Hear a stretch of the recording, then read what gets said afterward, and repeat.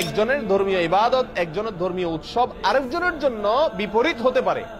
একজন মুসলিম নগণ্য থেকে নগণ্য, সাধারণ থেকে সাধারণ মুসলিমও জানেন যে ইন্না শিরকা লাযুলমুন আযীম, নিঃসন্দেহে শিরক, নিশ্চয়ই শিরক এটা সবচেয়ে বড় অপরাধ। ইন্নাল্লাহা লা ইয়াগফিরু আন ইউশরাকা বিহি ওয়া ইয়াগফিরু মা দুনা যালিকা লিমান ইয়াশা। আল্লাহ সুবহানাহু ওয়া তাআলা তার সঙ্গে শিরক করলে এটা মাফ করেন না।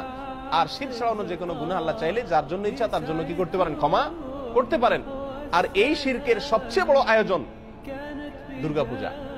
এই দুর্গাপূজার অনুষ্ঠান ভিন্ন ধর্মের লোকেরা করছে, হিন্দুরা করছে। একজন মুসলিম হিসেবে আমি তারে করতে দিতে পারি এতটুকু, কিন্তু তার সে উৎসবে আমি শামিল হওয়া, যোগদান করা, কোনোভাবে অংশগ্রহণ করা একজন হিন্দুকে কোরবানির ঈদে, বকরা ঈদে গরুর গোশত খেতে আহ্বান করা বা বাধ্য করার মতোই, একই বিষয়, কোনো পার্থক্য নাই।